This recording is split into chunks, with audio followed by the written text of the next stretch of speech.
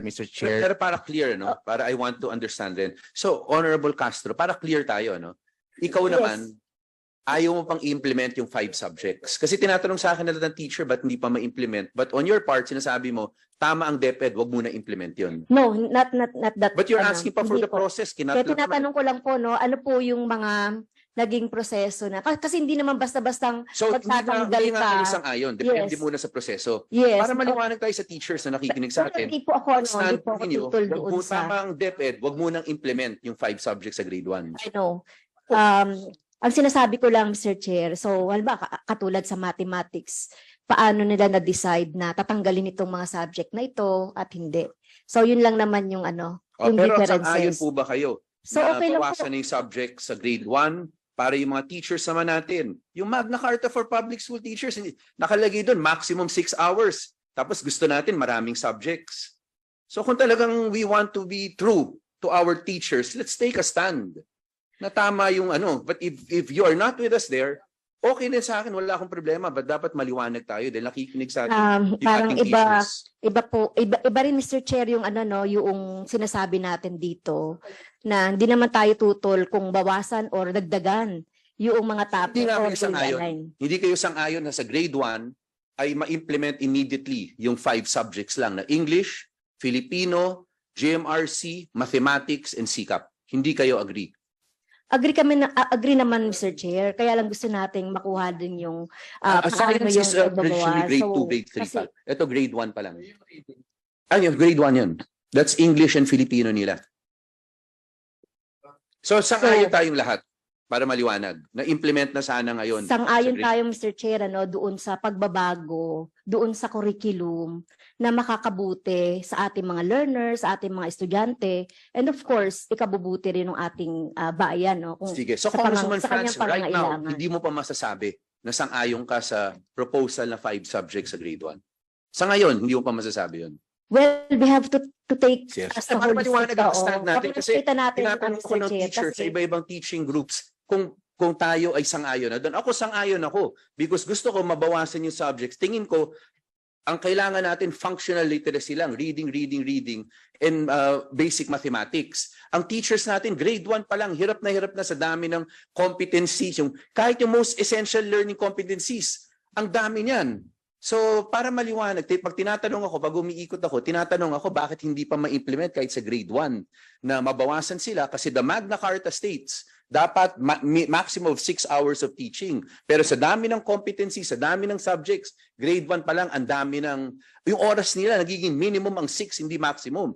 Kaya gusto ko, pag tinatanong ako, as chairperson po, naimbitahan ako sa lahat ng mga, sasagutin ko ng maayos, ako, payag na ako, if i-implement agad ang 5 subjects, pag tinanong ko bakit hindi, masasagot ko bakit hindi pa. Yun ang sinasabi ko. Yes, Mr. Chair, sang-ayon naman ako dun sa Magna Carta na wag gawing maximum yung 6 hours of classroom teaching. Maliwanag na tayo dyan, Franz. Ang tinatanong ko sa iyo,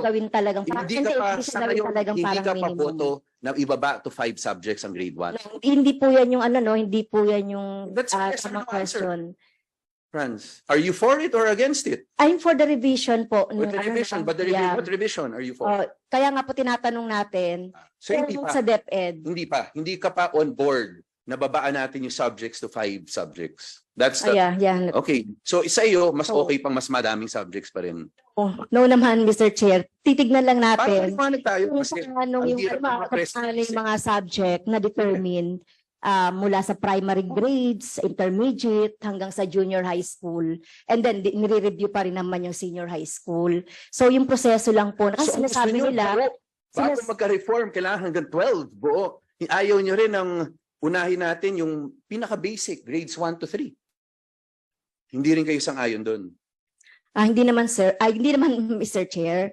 Kaya tinitignan nga natin yung holistic kasi tinitignan natin saan tutungo yung mga estudyante natin after this K-10 na sinasabing i-launch nung Department of Education. So hindi natin sinasabi na tutol tayo na ma-implement na nila yung 5 subject ng grade 1 in the year 2024 to 2025. So yun lang po, Mr. Chair, kung paano yung proseso na ginawa po ng DepEd sa pagbabawas or pagdaragdag ng mga competencies na dapat na mapag-aralan ng ating mga learners from kinder to grade 10. So, pwede po bang makuha yon doon sa Department of Education? Yes, po, Mr. Chair. As I've said a while ago, the department already has the final general shaping paper of the curriculum and the learning area shaping paper. So all details have been put there. So we can submit those, Mr. Chair. Okay, so yun lang po, Mr. Chair. Thank you, Franz. Let me also acknowledge the presence of the gentleman from the 2nd District of Cebu City, the Honorable Eduardo R. Rama. Any member who still wants to ask DepEd clarificatory questions? Kung wala, we can proceed to the next resource or invited guest. Need for the jobs completely. At gusto nating makapag-submit din kung paano ang DepEd. No? Alam ba yung class size, Mr. Chair, matagal na nating sinasabi, class size matters. So kung ang teacher ay ang dami-daming tinuturuan, minimum yung 6 hours of classroom teaching a day. So, mahirap talaga dito sa teacher. So, yun sa pagre-reduce ng mga subject or mga desired competencies, so makikita rin natin, Mr. Chair, paano yung distribution ng ating mga teachers later on. Kasi alam natin, halimbawa, kung matatanggal, Mr. Chair, kung matatanggal po yung mother tongue doon sa kanilang, doon sa curriculum na ginagawa po ng DepEd. So, paano po itong mga teachers na madi-displaced. So hindi ko naman sinasabi na tanggalin. So ang position pa rin namin talaga ma-retain yung yung subject na mother tongue. So anyway, Mr. Chair, so yun lang po, hindi lang po yung curriculum mag-focus dapat yung DepEd. Dun sa kanilang isasubmit sa atin yung overall na kailangan po or input sa education po, Mr. Chair. Thank you, Honorable Castro. Kaya Honorable Castro, no, and together with Chair Stella, we have to finalize already yung expanded IGASPE. Because gusto natin based on outcomes, hindi based on inputs to determine quality. So kailangan ayusin na rin natin kung ano ba ang how do we measure quality. Diba? Kailangan na natin, this is for private schools. The private schools natin, diba, we want to expand the GASPE to grades 1 to 6. Kasi pag na-expand natin to 1 to 6, it will free up classrooms now. Kasi yung class size, liliit sa DepEd schools But we don't want to just expand it without assuring our learners na may quality silang makukuha. And nag-agree na tayo before the SONA. Ang kailangan natin, assurance of quality from the private schools. So ano yung measurement natin na may quality, yung outcomes based. So I think we have to finalize that also para matapos na rin natin yung issue na ito. May I also acknowledge the presence of Honorable Joboy Aquino. Welcome. Honorable Steve Solon. Welcome din. And with that, the next may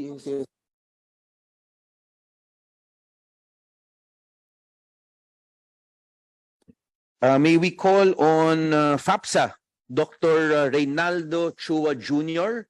Briefly po. Good morning po, Mr. Chair. Well, FAPSA po represents the small and medium-sized private schools nationwide. So, ang stand po namin, we came prepared, we did our research, and we're submitting our position paper. To summarize po, we're not in agreement with the K plus 10 plus 2 because the 10 years time is not enough to conclude that it is a failure. So feedback we got from the different administrators, senior high school is doing well, and it's now on its high gear. So it is not the right time to change it, but rather we should allow it to continue to progress, strengthen, evolve, and stabilize. So let me present po si Attorney Gerald Cong, FAPSA Research, Ethics and Legal Chair, to discuss our position paper. How long will it take you? Attorney Alarcon. Because you Sir, already have a paper anyway, so you can submit that for us to review And then in the next hearing, we can ask questions. But if it will be briefly, then I will allow you. But how long will it take you? I will just mention, Mr. Chair, the key highlights from our analysis. Please, Attorney. The global alignment and best practices. Our current K-12 system is in line with international standards, guaranteeing the global competitiveness of Filipino students. The proposal K-10+2 system might jeopardize the alignment. Cohesive learning experience. Breaking up the senior high school from the K-12 structure may hamper the seamless flow of curriculum, creating potential learning gaps. Economic and societal repercussions. A possible misalignment between the +2 curriculum and the market demands might impact employability. Further, a divided system could create varied generational perspectives, challenging national cohesion. Stakeholder concerns.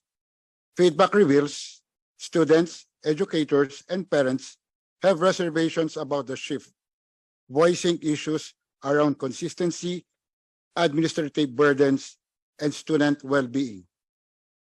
Recommendations for enhancement.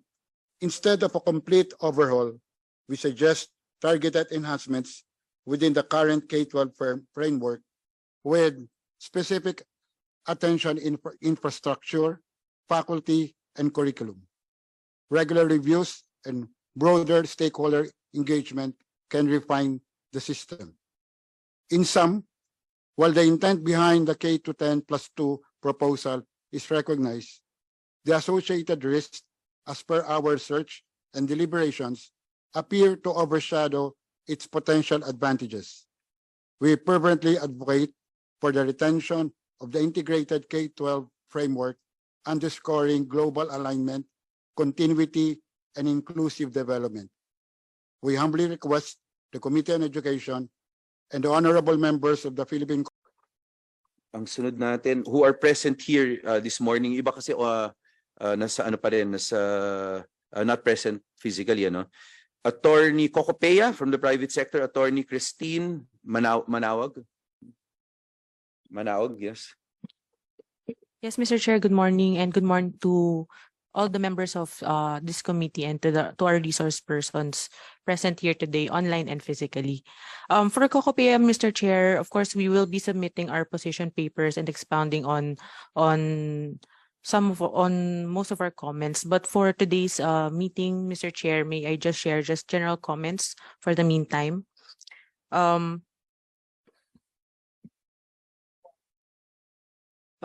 Of course, Mr. Chair, Cocopea has always been supportive of efforts to improve our educational system, and we have always extended our assistance to this committee in its efforts.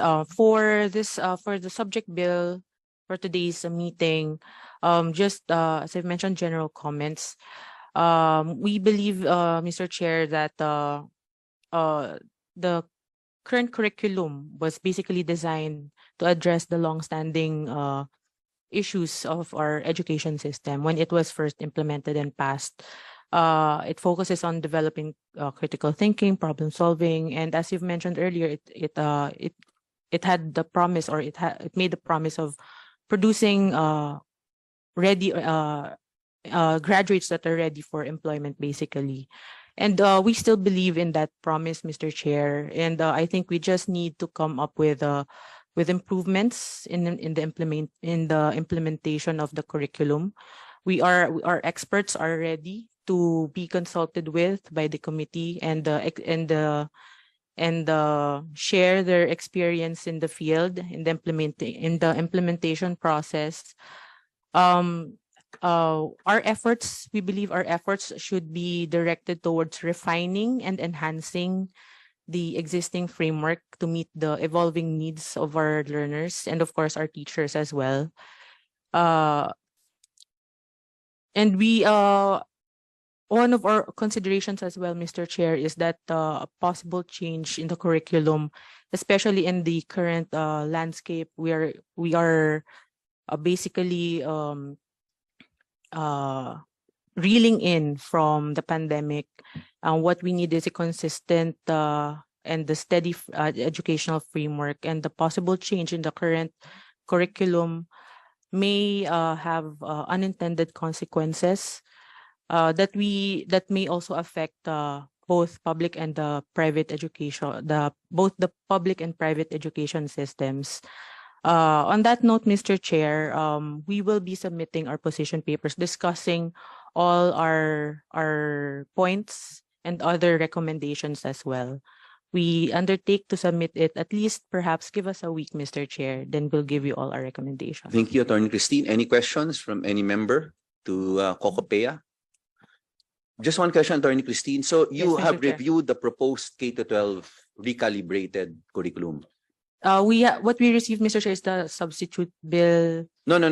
Uh, As Kokopea, as an education, institution also, have you reviewed the proposed K-10 recalibrated curriculum of DepEd? They released that March, I think, Feb or March. In-announce nila yan. And they asked for all education stakeholders to comment on that. Has Kokopea reviewed that, commented on it, or hindi nyo na masyadong inalala yan? It's still underway, Mr. Chair. We are continuously consulting with our member schools through our member associations. So it's still underway, Mr. Chair. Yes, Chair Stella. Yes. What is your projected reduction in enrollment as a result of a K plus 10 plus 2? So meaning in SHS. Mm-mm. Tama naman, di ba? So most likely there's going to be a reduction in SHS enrollment. Yes. We are anticipating that there will be a reduction. Of course, it will be removed from the basic. If this will push through, it will be, the 2 years will no longer be compulsory. At the moment, private schools are still struggling to get our pre-pandemic enrollment. And even at that time, during the pre-pandemic, we are already starting to lose students' enrollment. And it was aggravated by the pandemic. As we have all seen in the news, a lot of private schools closed and a lot of students were displaced. Up until now, most of our private schools are still struggling with the student enrollment. There's a lot, especially po yung mga schools na yung mga students po na displaced. They are currently in the public. Most of them are still in the public school system, and there's still difficulty on the part of the school to encourage them to come back. We also understand that the students and parents are also a bit hesitant to come back because of financial reasons. No, not all families have bounced back from the pandemic. So as to the numbers, we still don't have at the moment, but we anticipate that it will definitely affect enrollment in private schools. And have you been able to do an estimate of investments that private schools are unable to recoup? If currently, Madam Chair, we have not yet, but we will undertake to look into it. Okay, thank you. Congresswoman Franz. Yeah. Siguro, Mr. Chair, yung tanong ko lang, no, doon tungkol sa impact naman on the teachers. So meron na bang study ang Kokopea as regards to the, for example, itong K-10 ma-implement and then plus 2. Do you have already the study on the impact on the teachers doon sa private school? Kasi supposedly hindi na magiging compulsory itong plus 2. So meron na po ba kayong study sa private? We are looking into conducting a study, but we are anticipating, since we're anticipating that there will be teachers that will be displaced as well, because currently we are required to have teachers to teach in the senior high school curriculum. So if it will be optional, of course, these teachers will either be displaced as well. So yeah, but we will look into conducting an impact study on the effects. So, ayun lang Mr. Chair, no, kasi ang impact nito hindi lang po doon sa senior high school magkakaroon, pati din sa junior high school, since siyempre mababago din yung number of subjects to be taught, di ba? So ganun din, dapat meron din kayong study nun from kinder to senior high school. Thank you, Mr. Chair. Mr. Chair, For the private schools, ano? Yes, Chair Joey. pag binawasa mo sa 5, ilang teacher mawawala? Hindi ikaw, yun, si public.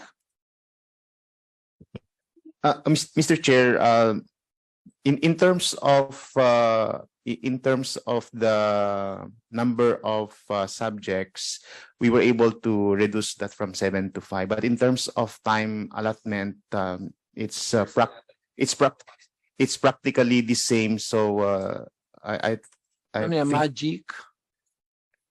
Mr. Chair, I'm not sure about the effect on the number of teachers, but looking at the number of subjects being from 7 to 5. Anyway, siguro you're coming from a deficit, di ba?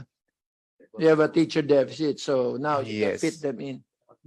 So, bakit maraming studies na mas magaling ang private kaysa public?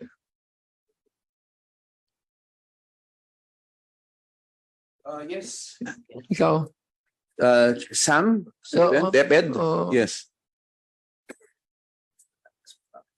Bakit raw may mga- Mr. Chair, I cannot really make an answer to that, but based on the results really of the international large-scale assessments, there's World Bank? there is a significant difference of teacher effectiveness in favor of the private. Kaya nga, kung sino pa walang sweldo.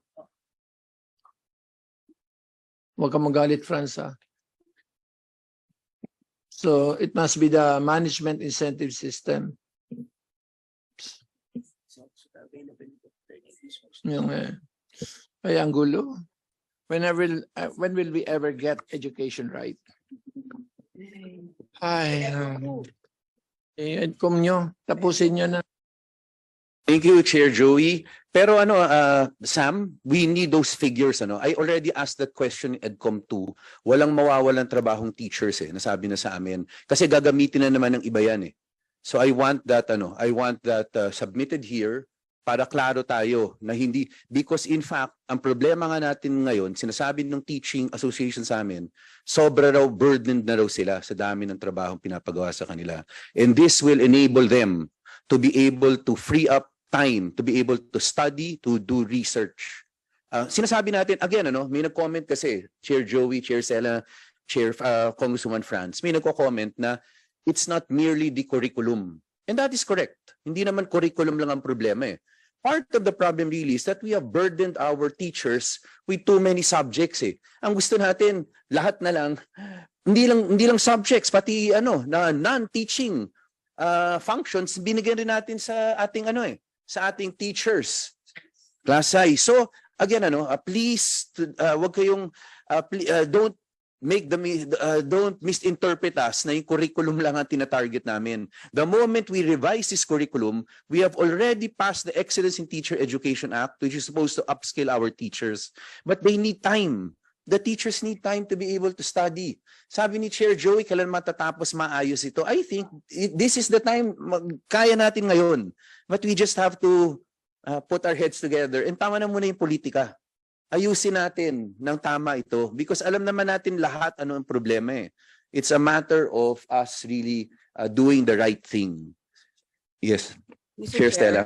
Just to remind Sam, when you submit to the COMSEC the NAT results, can you make sure that both public and private results, both public and private schools are included in the submission? We'll do that, Mr. Chair. Thank you. I'll just read something from, a futures group. the impact of AI and how your educational system. AI is very negative, can eliminate the